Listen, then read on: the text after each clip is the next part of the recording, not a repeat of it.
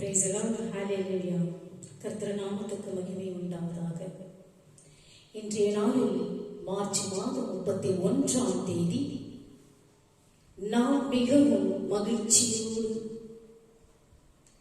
ஆராதித்து அவரை நாம் துதிக்க வேண்டும் என்று இந்த நாளில் நம்மை கர்த்தர் அழைக்கின்றார். அதுவும் இந்த நாளில் இந்த பாஸ்கா விழாவானது, ஆண்டவரின் உயிர்ப்பு விழாவானது, இந்த ஈஸ்டர் பண்டிகையானது நமக்கு மிகவும் முக்கியமான நாளாக நாம் எடுத்துக்கொள்ள வேண்டும். மூடி வைத்த கல்லறையை முத்திரை தெளித்தது, மேக திரைகளை மின்னல் கிழிக்க தாகம் தீர்க்கும் வான்மலை பொழிந்தது, இறந்த மானுடன் மறுபடியும் பிறந்தது. ஆம், இன்று இயேசு கிறிஸ்து வெற்றி வீரராக உயிர் தெளிந்த புனித நாளாம் ஈஸ்டர் திருநாள். அப்படியாக நாம் அனைவரும் இந்த நாளில் ஆண்டவருடைய உயிர்ப்பின் விழாவானது நாம் ஒவ்வொருவரும், நம் குடும்பத்தில் உள்ள ஒவ்வொருவரும் மகிழ்ச்சியோடு அவரை நாம் ஏற்றுக்கொண்டு மீண்டுமாக கர்த்தர் நமக்காக மீண்டும் இந்த உலகத்திற்கு வருகிறார். அப்படியாக இந்த நாளில் நாம் அனைவரும் இந்த பாஸ்கா விழாவானது, ஆண்டவருடைய உயிர்ப்பின் விழாவை நாம் கொண்டாட உற்சாகத்தோடும் ஊக்கத்தோடும் நம்மை நாம் தயாரிப்படுத்திக் கொண்டு ஆலயத்திற்கு நாம் செல்ல வேண்டும். இந்த நாளில் நாம் அனைவரும் உயிர்ப்பின் தியாகத்தின் நம்முடைய கர்த்தரை நாம் வெற்றியோடு அவரை நாம் வளவழைத்து நாம் மகிழ்ச்சியோடு கண்டுகளிக்க அவர் மீண்டுமாக நம் பாவங்களை கழுவி சுத்தப்படுத்தி மீண்டும் பாவ படுகளில் விழாமல் நம்மை ஒவ்வொரு நாளும் காத்து வழிநடத்த மீண்டும் 3ஆம் நாளில் உயிர் தெளிந்து நமக்காக நம்முடைய வாழ்க்கையின் தேவைகளுக்காக மீண்டுமாக அவர் உயிரோடு எழுப்பப்படுகின்றார். இதனால்தான் இந்த உயிர்ப்பின் விழாவை, ஆண்டவருடைய உயிர்ப்பின் விழாவை நாம் இந்த நாளில் மகிழ்ச்சியோடு நாம் கொண்டாட வேண்டும். மகிழ்ச்சியோடு கொண்டாடுவது என்றால் ஆலயத்திற்கு சென்று ஆண்டவரை முதலாக நாம் அவரை மகிழ்ச்சியோடு ஏற்றுக்கொண்டு நமக்காக மீண்டும் உயிரோடு வந்து நமக்காக தேவைகளையும், நமக்காக நம்முடைய வாழ்க்கைக்காக, நம்முடைய பிள்ளைகளுக்காக, குடும்பங்களுக்காக, நம் தேவைகள் ஒவ்வொன்றும் நடக்க வேண்டியவர்களுக்காக கர்த்தர் மீண்டுமாக உயிரோடு எழுப்பி வருகின்றார். அப்படியாக நாம் அனைவரும் ஆண்டவரை நோக்கி துதிக்க வேண்டும். சர்வவல்ல தேவனே, நீரே எங்கள் அடைக்கலமும் கோட்டையுமானவர். உம்முடைய கைகளில் நாங்கள் பாதுகாப்பாக இருக்க எங்களுக்கு நீர் கிருபை தாரும். உம்முடைய கையில் இருந்தும் உம்முடைய குமாரனாகிய இயேசு கிறிஸ்துவின் கையில் இருந்தும் எங்களை யாரும் பறிக்க முடியாது.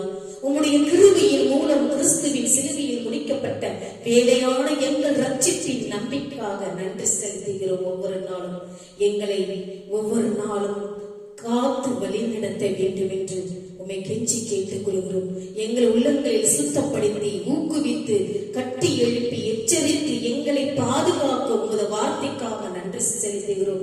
உமது வார்த்தைகள் எங்கள் பாதைக்கு தீபமாகவும் எங்கள் கால்களுக்கு வெளிச்சமாகவும் இருக்கிறதால் நாங்கள் ஒவ்வொரு நாளும் இருளில் இருந்து வெளியேற்றி உம்முடைய வெளிச்சத்தை எங்களுக்கு நீர் தந்ததற்காக நன்றி செலுத்துகிறோம். நாங்கள் ஒவ்வொரு நாளும் இந்த உலகில் வாழும் ஒவ்வொரு நாளும் நம்பிக்கையுடன் நடக்க நீங்கள் எங்களுக்கு கிருபை தாரும். எங்கள் வாழ்க்கையின் தேவைகளை தேடவும் முழு அர்ப்பணிப்போடு உம்மிடம் திரும்பி வரவும் எங்களுக்கு நீர் அந்த உதவி தாரும். பிதாவாகிய தேவனே, இன்று ஒவ்வொரு சபைகளிலும் பல போதனைகள், பேய்களின் கோட்பாடுகளும் உள்ளன. சத்திய வார்த்தையையும் கிருபையின் சுவிசேஷத்தையும் தீர்த்து கூறும் எல்லாரிடமிருந்தும் எங்களுக்கு பகுத்தறிவையும் பாதுகாப்பையும் தருவனே நாங்கள் ஜெபிக்க எங்களுக்கு கிருபை தாரும். உமது வார்த்தையை நாங்கள் ஒவ்வொரு நாளும் படிக்கும் போது வேதத்தின் சத்தியம் என்ன என்பதை தெரிவு செய்ய எங்களுக்கு நீர் எங்கள் கிருபையை தாரும். எங்களுடைய ஒவ்வொரு வாழ்க்கையும் உம்முடைய ஞானத்தையும் புரிதலையும் கொடுக்க வேண்டும் என்று இந்த நாளில் கெஞ்சி கேட்டுள்ளோம். உம்முடைய ரகசிய வருகைக்காக நாங்கள் நாள் காத்திருக்கின்றதனால் எங்களுக்கு எங்களுடைய இருதயங்களை சிந்தனையிலும் சத்தியத்தை திரித்து கூறுகிறவர்களிடம் பாதுகாத்து எங்களை யாவரையும் தேவ அன்பில் உம்முடைய இரத்த கோட்டையில் எங்களை ஒவ்வொரு நாளும் பாதுகாத்தருளும் ஆண்டவரே. அப்படியாக நாம் அனைவரும் ஆண்டவருடைய வார்த்தைகளை நாம் தெளிவாக கேட்க வேண்டும், ஜெபிக்க வேண்டும். மிகுந்த கிருபையும் மிகுந்த அன்பும் நிறைந்த பரலோக பிதாவே, இந்த முக்கியமான நாள் மிகவும் சிறப்பான நாளாக உம்மால் முன்குறிக்கப்பட்டது. ஏனென்றால் உம்முடைய குமாரன் பசுத்தமானவராகவும் தீமை இல்லாதவராகவும் மாசற்றவராகவும் பாவிகளிடமிருந்து பிரித்தெடுக்கப்பட்டவராகவும் இருந்த போதிலும் நீர் அவரை மறிக்க அனுமதித்தீர். எங்களுடைய பாவத்தினால் சபிக்கப்பட்ட இந்த உலகத்திற்கு உமது ஒரே குமாரான எங்களுக்கு மனுக்குலத்தின் பாவங்களுக்காக ஒரு உன்னத பலியாக மறுக்கும்படி அனுப்பியது. நாங்கள் ஒவ்வொரு நாளும் எங்கள் பாவங்களை நாங்கள் உம்முடைய இரத்தத்தால் நீர் எங்களை கழுவி சுத்தப்படுத்தும். நீர் எங்களுக்கு அளித்த சொல்லன்னா ஈவுக்காக நன்றி செலுத்துகிறோம். நாங்கள் நினைவு கூறுகிறோம் அப்பா. அதுவே மிகவும் அற்புதமானதும் ஆச்சரியமானதாகவும் இருக்கிறது. பிதாவாகிய தேவனே, நற்செய்தியை பரப்புவதற்கு வேதாகமம் ஆணையாக இருக்கின்றது. நீர் எங்களுக்கு வழங்கிய மாபெரும் ஆணையை நிறைவேற்றுவதற்கு எங்களை உமது தூதுவர்களாகவும் உலகத்திற்கு உப்பாகவும் வெளிச்சமாகவும் எங்களை வாழ வைத்திருக்கின்றேன். இயேசு கிறிஸ்துவே, நீரே ஒரே வழியும் சத்தியும் ஜீவனமாயிருக்கிறீர் என்ற நற்செய்தியை அறிவிக்க உமது உண்மையுள்ள சீஷர்களில் ஒருவனராக ஒன்று கூடி பர்னபா, பவுல் மற்ற பிற அப்போஸ்தலர்களை அனுப்பினீர்கள் என்ற வேதம் வெளிப்படுத்துகிறது. ஆண்டவரே, பாவமும் மரணமும் ஜெயிக்கப்பட்டு உமது வல்லமை என்றென்றும் உள்ளதற்காக உமக்கு ஒவ்வொரு நாளும் நன்றி செலுத்துகிறோம் அப்பா. முடிந்தது என்ற மிகுந்த நம்பிக்கையுடன் கூறுவதற்காக நன்றி செலுத்துகிறோம். மரணம் அதன் கூர்மையை இழந்து விட்டது. நீர் எல்லாவற்றையும் புதியதாக ஆக்குகிறீர் என்பதற்காக நாங்கள் ஒவ்வொரு நாளும் உம்மை போற்றுகிறோம், புகழுகிறோம், ஆராதிக்கிறோம் அப்பா. இயேசுவின் வெளியேற பெற்ற அருமையான நாமத்தின் பிதாவே, ஆமென். நாம் அனைவரும் இந்த நாளில் ஆண்டவருடைய இந்த உயிர்ப்பின் விழாவாய் நாம் கொண்டாடும் பொழுது நாம் உற்சாகத்தோடும் ஊக்கத்தோடும் அவரை நாம் துதித்து மகிழ்ந்து பாடுவோமாக.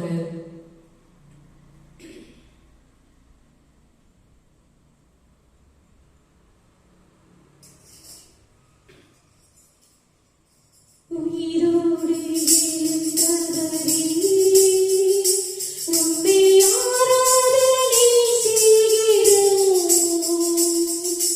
ஜீவனின் அதிபதியே, உம்மை ஆராதனை செய்கிறோம்.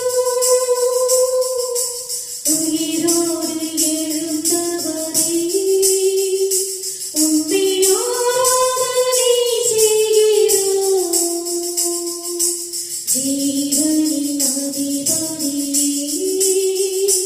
உம்மை ஆராதனை செய்கிறோம். அல்லேலூயா,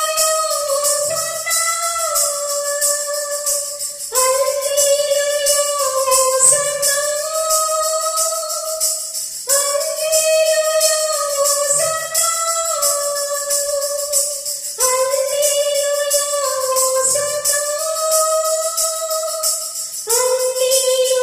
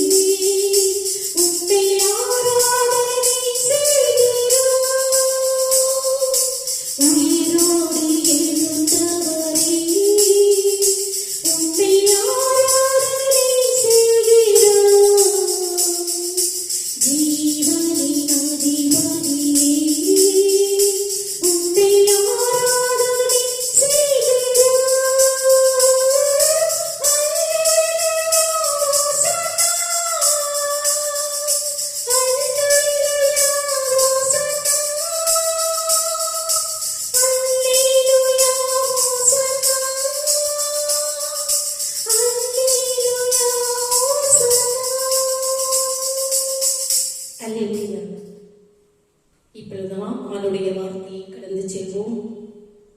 ஆண்டவருடைய வார்த்தையை நீங்கள் இங்கு கேட்பது மாத்திரமல்ல, நீங்கள் தினந்தோறும் உங்களுடைய திருவழிபாட்டை அந்த திருவிவிலியத்தை எடுத்து ஒவ்வொரு நாளும் படித்து பயிர்ந்திருங்கள். ஆண்டவருடைய வார்த்தையில் ஜீவன் உள்ளது, உயிர் உள்ளது, சக்தியும் உள்ளது. மற்ற எந்த வசனங்களிலும் எந்த நூல்களிலும் இந்த ஒரு வார்த்தை நீர் அடங்கவில்லை. அதனால்தான் ஆண்டவர் மனித ரூபத்தில் இந்த உலகத்தை படைத்தார். இந்த உலகத்தில் உள்ள நீர், காற்று, நிலம், நெருப்பு அனைத்தையும் படைத்தார். நம்முடைய தேவைகளை ஒவ்வொன்றும் படைத்தார். தாயின் கருவயிற்றிலே நம்மை தேர்ந்தெடுத்து படைத்தார். அவர் படைப்பது மட்டுமல்ல, நமக்கு என்னென்ன தேவைகள் என்று அவருக்கு தெரிந்ததனால் அனைத்தையும் இந்த பூ உலகில் நமக்காக மீண்டுமாக நம் பாவங்களுக்காக மறித்து மீண்டும் 3ஆம் நாளில் உயிரோடு எழுப்பினார். எந்த தேவர்கள் உயிரோடு எழுப்பப்படுகின்றன சிந்தித்து பாருங்கள். அதற்காகத்தான் ஆண்டவர் சொல்லுகிறார், நானே வழியும் ஜீவனும் சக்தியும், என்னை அன்றி வேறொரு தெய்வம் இல்லை என்று கூறுகிறார். நீங்கள் அனைவரும் கிறிஸ்தவ பிள்ளைகளாக ஒவ்வொரு நாளும் நீங்கள் வாழ்ந்து கொண்டிருக்கின்றீர்கள். வாழ்ந்து கொண்டிருப்பது மாத்திரமல்ல, அவருடைய வார்த்தைகளில் நீங்கள் படிக்க வேண்டும். அந்த வார்த்தைகளுக்கு உயிர் உள்ளது என்று நீங்கள் நம்ப வேண்டும். நம்பினால் தான் வாழ்க்கை. அப்படியாக ஆண்டவர் நமக்காக, நம் பாவங்களுக்காக உயிர் தியாகம் செய்தார். மீண்டும் நமக்காக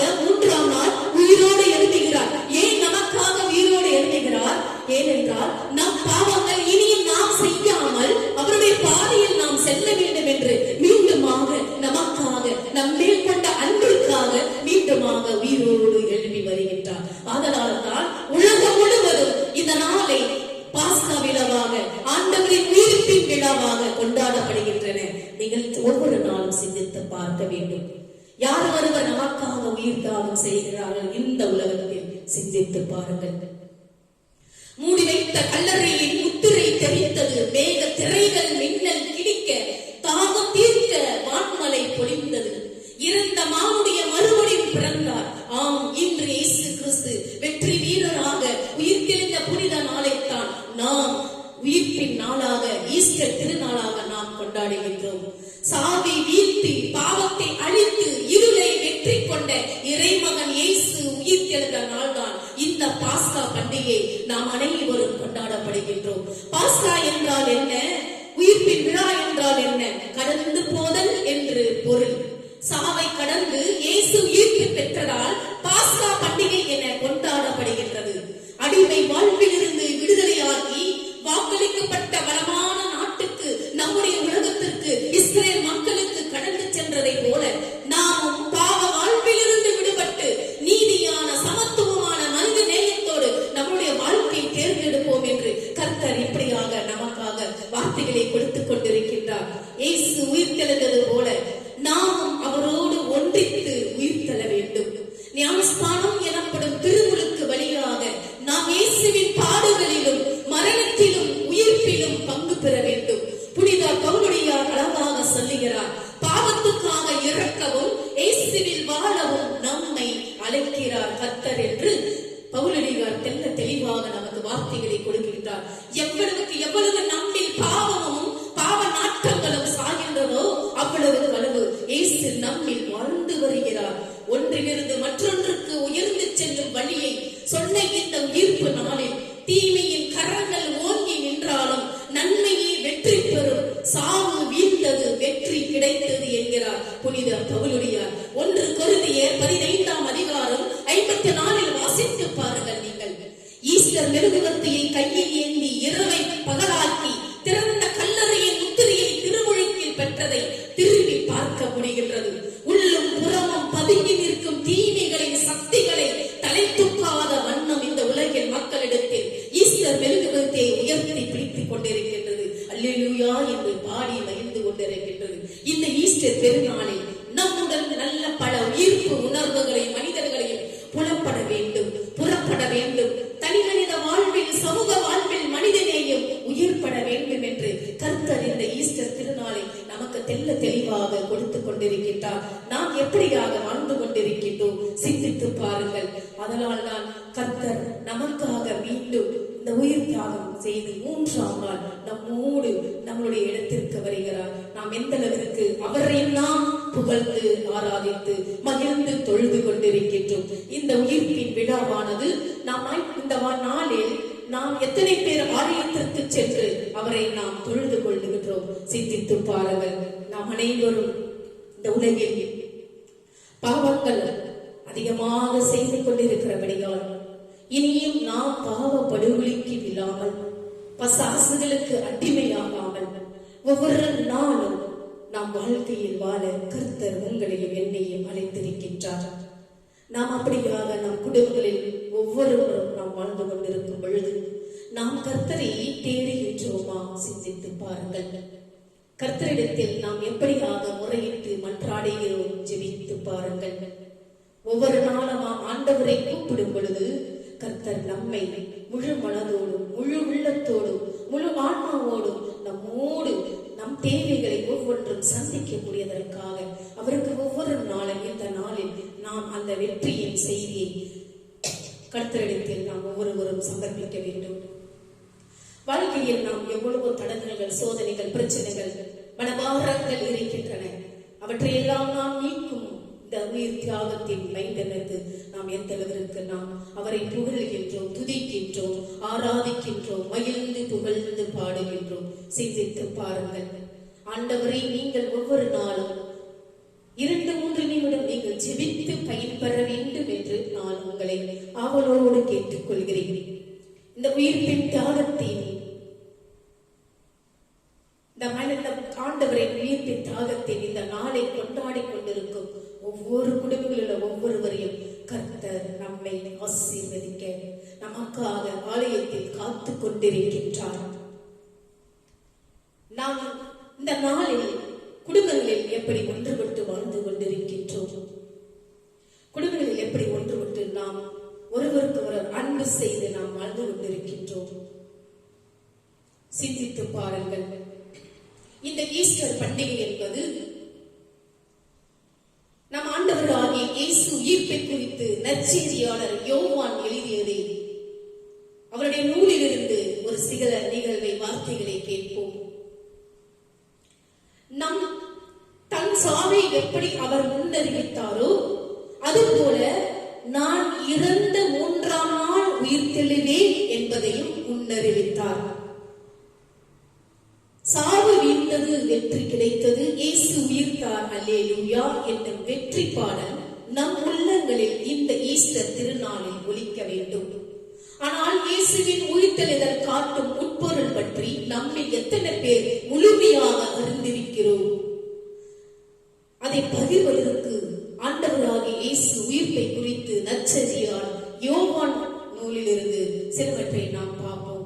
வாரத்தின் முதல் நாள் அன்று விடியற் காலையில் இருள் நீங்கும் முன்பே மகதலா மரியா கல்லறைக்கு சென்றார். கல்லறை வாயிலில் இருந்த கல் அகற்றப்பட்டதை கண்டார். எனவே அவர் சீமோன் பேதுருவிடமும் இயேசு தனி அன்பு கொண்டிருந்த மற்ற சீடரிடமும் வந்து, ஆண்டவரை கல்லறையில் இருந்து யாரோ எடுத்துக்கொண்டு போய்விட்டார்கள், அவரை எங்கே வைத்தனரோ தெரியவில்லை என்று இதை கேட்ட பேதுருவும் மற்ற சீடரும் கல்லறைக்கு புறப்பட்டனர். யார் சொன்னார்கள்? மரிய மகதலேனா. முதலாக கல்லறையை போய் பார்த்தது மரிய மகதலேனா என்ற ஒரு பெண். அவள் யாரிடம் சொன்னால்? சீமோன் பேதுருவிடம் போய் தன் அன்பு கொண்டிருந்த சீடர்களிடம் வந்து, ஆண்டவரை கல்லறையில் காணோம், அவர் எங்கே வைத்தனரோ தெரியவில்லை என்று புலம்பிக் கொண்டு அவர்களிடத்தில் போய் கேட்டார். இதை கேட்ட பேதுருவும் மற்ற சீடரும் கல்லறைக்கு புறப்பட்டனர்கள். இருவரும் ஒருமித்து ஓடினர். மற்ற சீடர் பேதுருவை விட விரைவாக ஓடி கல்லறையை அடைந்தார்கள். அவர் குனிந்து பார்த்தபோது துணிகள் அங்கே கிடைப்பதை கண்டார். யாருடைய துணி? இயேசுடைய துணியை அந்த கல்லறையில் இருப்பதை கண்டார்கள். ஆனால் உள்ளே நுழையவில்லை அவர்கள். அவருக்கு பின்னாலேயே சீமோன் பேதுருவும் வந்தார். நேரே அவர் கல்லறைக்குள் நுழைந்தார். அங்கு துணிகளிலும் இயேசுவின் தலையை மூடியிருந்த துண்டையும் கண்டார்கள். அத்துண்டு மற்ற துணிகளோடு இல்லாமல் ஓரிடத்தில் தனியாக சுருட்டி வைக்கப்பட்டிருந்தது. பின்னர் கல்லறைக்கு முதலில் வந்து சேர்ந்த மற்ற சீடரும் உள்ளே சென்றனர். கண்டார்கள், நம்பினார்கள். இயேசு இறந்து உயிர் தெள்ள வேண்டும் என்று மறைநூல் வாக்கு அவர்களை நம்பச் செய்தது. பாலஸ்தீன நாட்டின் பாரம்பரியப்படி ஒருவர் இறந்த 3 நாள்களுக்கு பிறகு கல்லறைக்கு அவருடைய உறவினர்கள் சென்று வருவது வழக்கம். ஏனென்றால் முதல் 3 நாட்கள் இறந்தவர்களின் ஆவி கல்லறையை சுற்றி வந்து தன்னுடைய உடலுக்கு மீண்டும் செல்ல முயற்சி செய்யும் என்பது யூதர்களின் நம்பிக்கை. ஆனால் 3 நாட்களுக்கு பின் உடல் அழுவி விடுவதால் ஆவிக்கு தன்னுடைய உடலை அடையாளம் காண முடியாமல் தனது உலகத்துக்கு திரும்பிவிடும். வாரத்தின் முதல் நாள் என்பது ஞாயிற்றுக்கிழமை. யூதர்களுக்கு ஓய்வு நாள் சனிக்கிழமை. ஓய்வு நாள் முடிந்தவுடன் விடியற் காலையிலேயே மரியா மகதலேனாள் கல்லறைக்கு சென்றுகிறாள். இயேசுவின் உடலை காணவில்லை என்றவுடன் அவள் திரும்பி வந்து பேதுருவிடமும் யோவானிடமும் சொல்லுகிறாள். யோவான் அங்கே துணிகளையும் இயேசுவின் தலையை மூடியிருந்த துண்டையும் கண்டதாகவும், அந்த துண்டு மற்ற துணிகளோடு இல்லாமல் ஓரிடத்தில் தனிச்சையாக சுருட்டி வைக்கப்பட்டிருந்ததாகவும் நாம் பார்க்கின்றோம். விவிலியத்திலே இதற்கு பொருள் இருக்கிறது. பாலஸ்தீன பகுதியில் தலைவர் வீட்டிலே சாப்பிடும்போது கை துடைப்பதற்காக துணி மேசையின் மீது வைக்கப்பட்டிருக்கும். அவர் சாப்பிட்டவுடன் கை துணியை துடைத்தால் அதை மீண்டும் மடித்து வைத்துவிட்டு சென்று விடுவார்கள். ஒருவேளை சாப்பிட்டுக் கொண்டிருக்கும் போது யாராவது வந்தால் அந்த துணியை அப்படியே மடிக்காமல் சுருட்டி போட்டு விடுத்து சென்று விடுவார்களாம். இதனுடைய பொருள் மீண்டும் அவர் வருவார் என்பதை இதைதான் திருத்துதர் பணி நூல் அதிகாரம் வசனம் 1:11 வசனத்தில் பாருங்கள். 1ஆம் அதிகாரம் 11ஆம் வசனத்தில் படித்து பாருங்கள். கலிலேயரே, நீங்கள் ஏன் வானத்தை அண்ணார்ந்து பார்த்து கொண்டே இருக்கிறீர்கள்? இயேசு உங்களிடமிருந்து விண்ணேற்றம் அடைந்ததை கண்டீர் அல்லவா? அவ்வாறே அவர் மீண்டும் வருவார்.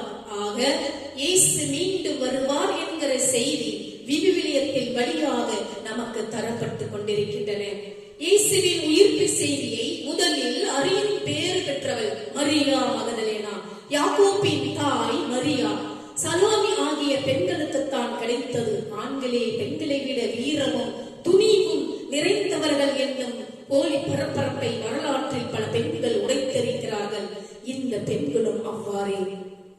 இந்த பெண்கள் துணிவுடன் காலையிலேயே கதிரவன் எழும் வேளையில் கல்லறைக்கு சென்றார்கள்.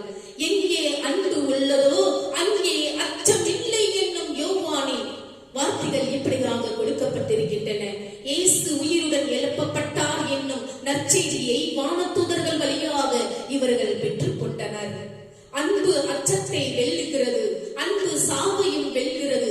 இயேசு தந்தையின் மீது கொண்ட அன்பினால் சாவின் மீது இருந்த அச்சத்தை வென்றார், சாவையும் வென்றார். மரியா மகதலேனா இயேசுவின் மீது கொண்ட அன்பினால் சாவு, இருள், கல்லறை, பிலாத்துவின் வீரர்கள் என்னும் அனைத்து அச்சங்களையும் வென்றார். இயேசுவின் உயிர்ப்பு செய்தியை முதலில் அறிந்து கொண்டார். கிறிஸ்து மரித்தார், கிறிஸ்து உயிர்த்தார், கிறிஸ்து மீண்டும் வருவார் என்பது கிறிஸ்தவ விசுவாசத்தின் மறைபொருள்.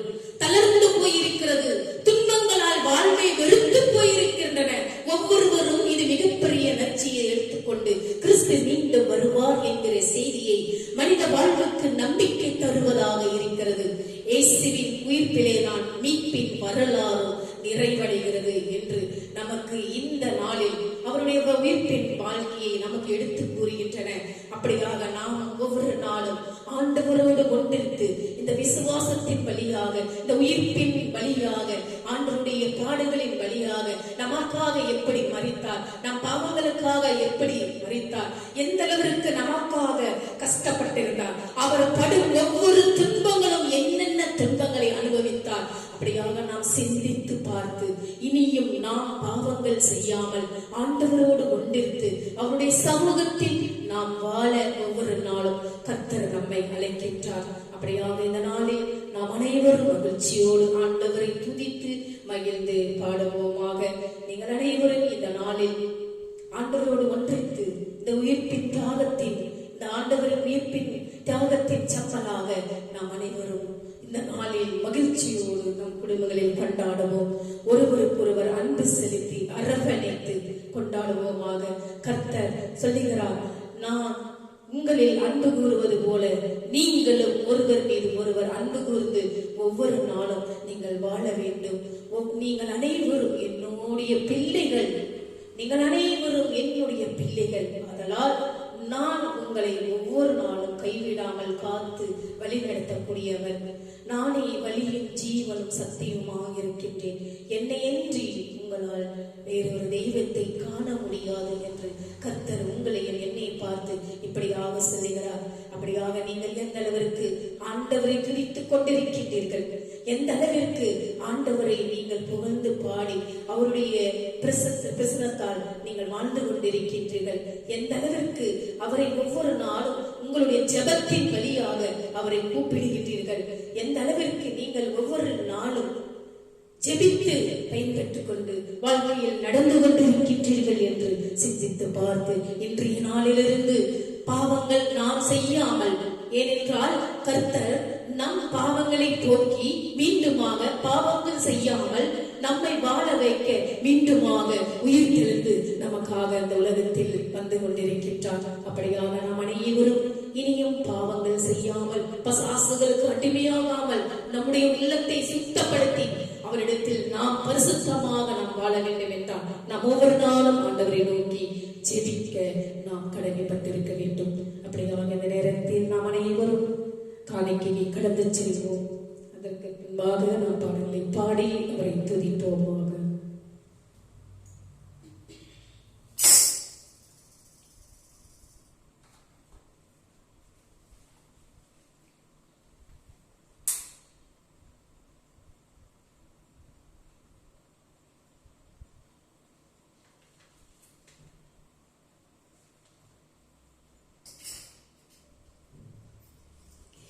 இதயமானது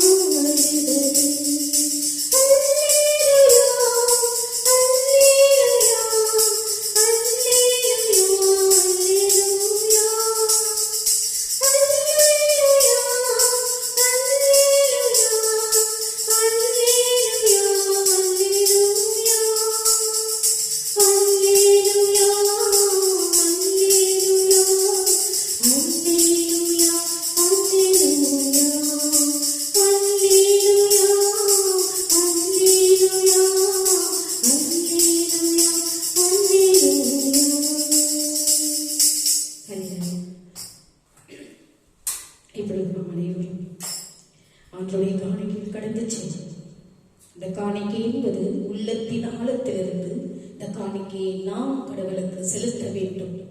உங்களை முழு மனதோடு ஆண்டவருக்கு காணிக்கையாக செலுத்துங்கள் என்று இந்த காணிக்கை நேரத்தில் கர்த்தர் நம்மை அழைக்கின்றார். அப்படியாக நாம் அனைவரும் இந்த காணிக்கையோடு நாம் ஒன்றித்து நம்மையும் நாம் காணிக்கை அர்ப்பணித்து அவருடைய திருவிழத்தில் நாம் அனைவரும் பங்கு கொள்வோமாக.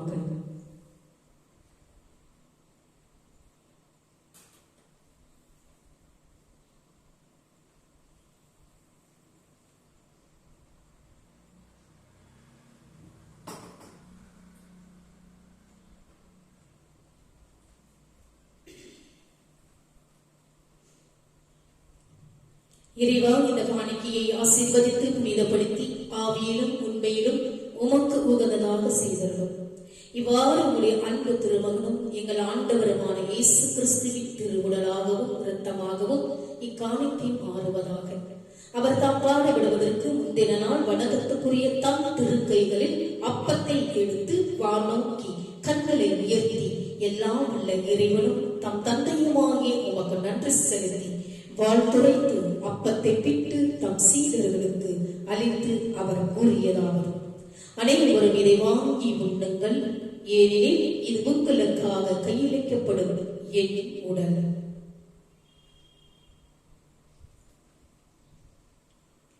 அவனமே உணவருந்திய பின் மகிமை மிகுந்த இக்கிண்ணத்தை வணக்கத்துக்குரிய தம் திருக்கைகளில் எடுத்து மீண்டும் உமக்கு நன்றி செலுத்தி வாழ்த்துரைத்து தம் சீடர்களுக்கு அளித்து அவர் கூறியதாவது: அனைவரும் இதை வாங்கி பருகுங்கள், ஏனெனில் இது புதிய நித்திய உடன்படிக்கான என் ரத்தம்.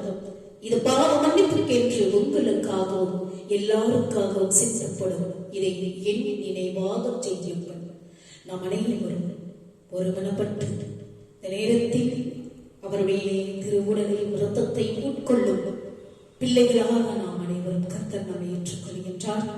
அப்படியாக நாம் அனைவரும் அவருடைய திருவிருந்தில் நாம் முழுமனதோடு பெற்றுக்கொள்ள கடமைப்படுவோம்.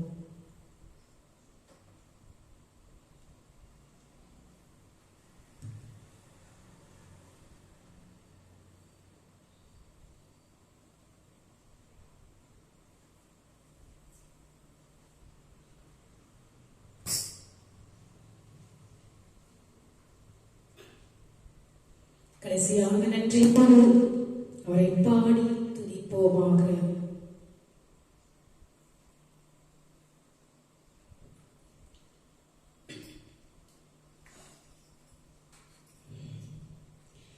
என் உயிரான இயேசு என் உயிரோடு கலந்தே என் உயிரே நான் உம்மை துதிப்பேன். என் உயிரே நான் உம்மை துதிப்பேன். என் உயிரான இயேசு என் உயிரோடு கலந்தே என் உயிரே நான் உம்மை துதிப்பேன். என் உயிரே நான் உம்மை துதிப்பேன்.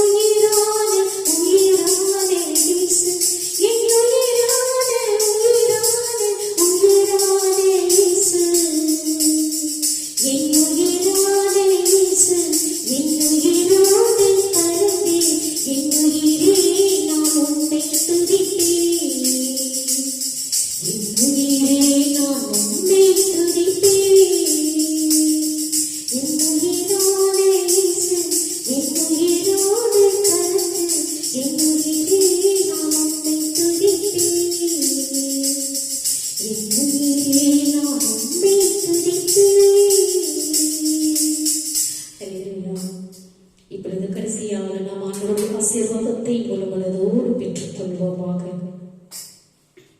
என் ஆத்துமாவே கர்த்தரை ஸ்தோத்திரி, என் முழு உள்ளமே அவருடைய பரிசுத்த நாமத்தை ஸ்தோத்திரி. என் ஆத்துமாவே கர்த்தரை ஸ்தோத்திரி, அவர் செய்த சகல உபகாரங்களையும் மறவாதே.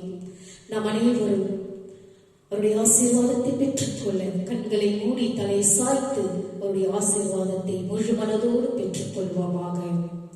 நம்முடைய ஆண்டவராகிய இயேசு கிறிஸ்துவின் கிருபையும் பிதாவினுடைய அன்பும் பரிசுத்த ஆவியினுடைய அன்யோன்யம் ஐக்கியமும் நம்மோடும் நம்முடைய குடும்பத்தோடும் யாரெல்லாம் இந்த யூடியூப் சேனலை பார்த்துக் கொண்டிருக்கின்றார்களோ ஆண்டவருடைய வெளிச்சமானது உங்கள் மேல் பிரகாசமடையத்தக்கதாகவும் ஆண்டவர் வரும் மட்டும் உங்கள் மேல் சந்தோஷம் சமாதானம் என்றென்றும் நிலைத்திருப்பதாக. ஆமென். உங்கள் அனைவருக்கும் இனிய ஆண்டவரின் உயிர்ப்பின் விழாவை வெட்டி நாம் அனைவரும் மகிழ்ச்சியோடு கொண்டாடுவோமாக. Happy Easter. May God bless you.